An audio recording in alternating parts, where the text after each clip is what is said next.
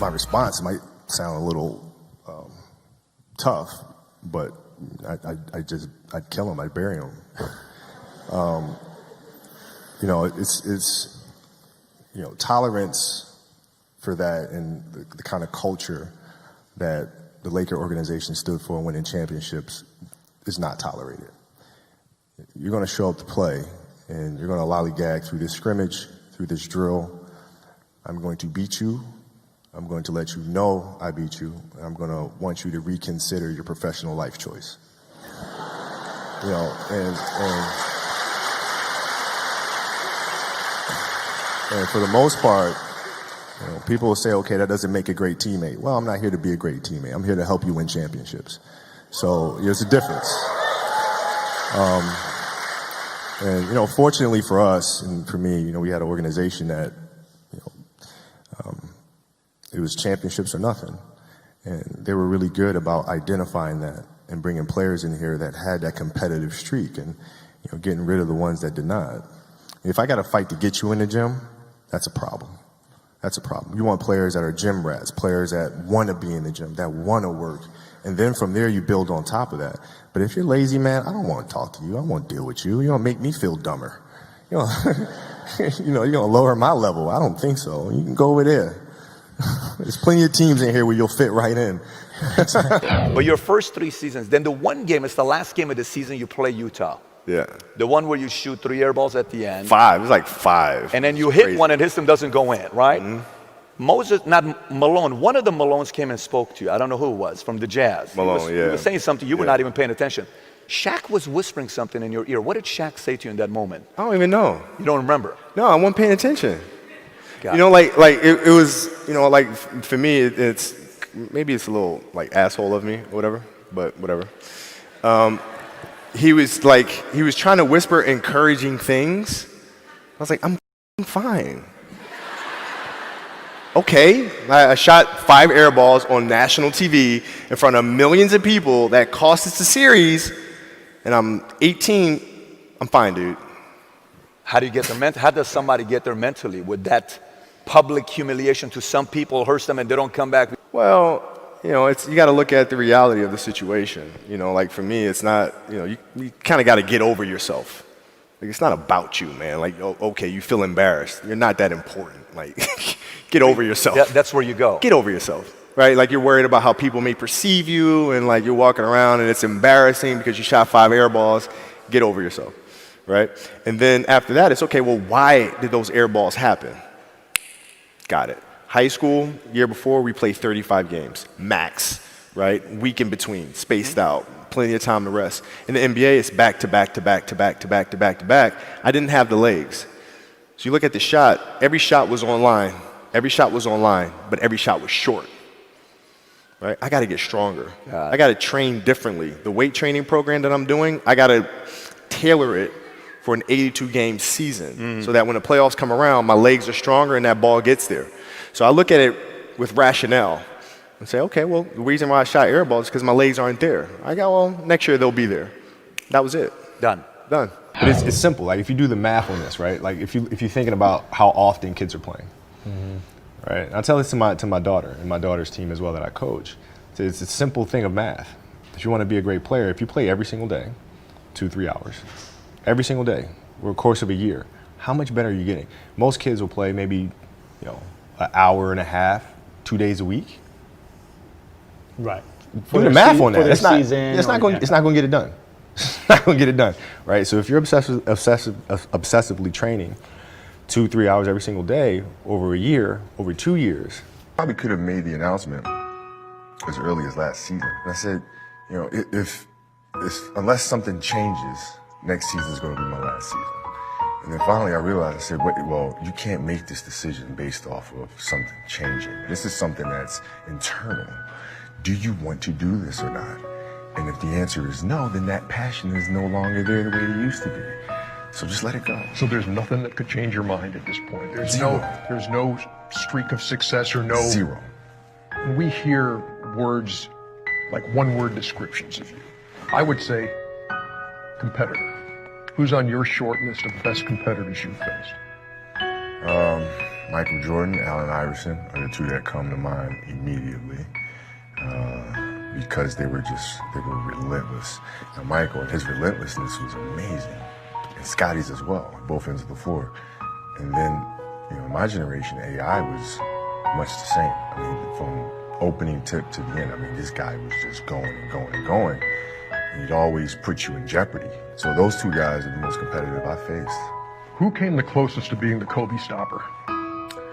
The Kobe stopper. Well, the player I always had the most trouble with individually was always Tony Allen. Always. Bruce Bowen was a great defender. See, that was the name that was on my tongue, but Tony Allen... No, Bruce was a great defensive player. Rajah Bell was a great defensive player. Even though he was just that kid? Who is that kid? Yeah, well, I didn't know at the time. I found out, but I didn't really know. Now, if you were going to write letters to the 3 most influential people in your life, who would they be to? What would they say? Well, from a basketball perspective, I would say I'd write one to Michael, Bill Russell, and Jerry West. Saying what? Saying thank you for your mentorship. Thank you for always being there for me when I reach out and call. If you were having a conversation, you at 37, and I'm Kobe at 18, what would you tell the young Kobe? I would say focus on human nature. You have to balance out understanding human nature with the obsession to understand exact tactics of basketball. And as I've gotten older, I understood you can execute till the cows come home, but if you don't understand human nature, if you don't understand how to relate to others, if you don't understand what makes them tick, you're never going to win a championship. For those 5 championships, are you able to rank them? Are you able to say this one was more significant to me, or this one meant more, or this one was more special? How do you rank them? I think the standard answer should be no. They're just like kids. They're all special in their own way. But that's just not true. When we beat Boston in 2010, that for me that's number 1 with a bullet, because going up against 3 sure Hall of Famers, being down the series 3-2, having lost to them in 2008, and understanding the history and the rivalry and all that goes on there, and having a broken finger and playing with a cast on. All of those things make that championship more special than the rest. When you do hang it up here at the end of the year, and you're 1 shy of that number 6, is that going to eat at you? No, I did everything I possibly could, and it sounds crazy to say I won 5 championships and come up 1 short. But honestly, I'm okay with that. It just wasn't in the cards for me to get 6 or 7, but I did everything possible to try to make it happen. And I can live with that any day. If you could have a do-over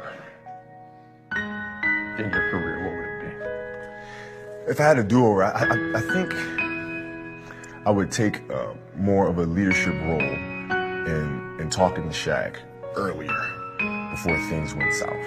How did you mend fences with Shaquille, with Phil Jackson? Or is that still in process in ways? No, that process it's over with. The memories that we had were the memories that we had doing battle, of us against the world. You know what I mean? Coming out on top.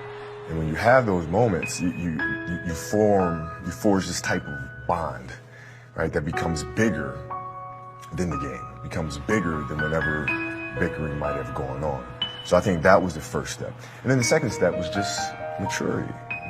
We were both much, much older than we were at the time. And with Phil, when Phil came back to coach in 2006, that was our process. We started that from the first day he came here. When he came back and said, you know what, I want to come help you get these next championships. And I said, Phil, it is not my job to judge or to hold grudges. I understand more than most people that people make mistakes, and we move on. What do you think you're going to miss the most? I think the puzzle of trying to figure out how to get the best out of my teammates, the challenging of them, the relationships I have with them, And then watching them develop from training camp all the way in through the postseason and then to the finals where they're the best version of themselves. You know, that process is the thing that I'll miss the most. You see yourself being a TV guy? No. Really? Yeah, I don't know if I have the patience to do TV. Doesn't require much. No. Charles, Kenny, Yeah. me, you and Shaq side by side, it'd be so mean, warm and fuzzy. You know what's crazy to me is, you know, looking at Charles, you're looking at a transition of a player from, you know, athlete to post. And he's certainly a blueprint. And he found what he loves to do and what he's great at and he loves doing, and there you are. If it does intrigue you, I mean, when could you start? Can we just get an agreement here today? Yeah, Okay. yeah. We can have some type of agreement. We'll shake on it. There you go. I'll do 60% of revenue split All right. on the show. Excuse me, let go of my hand.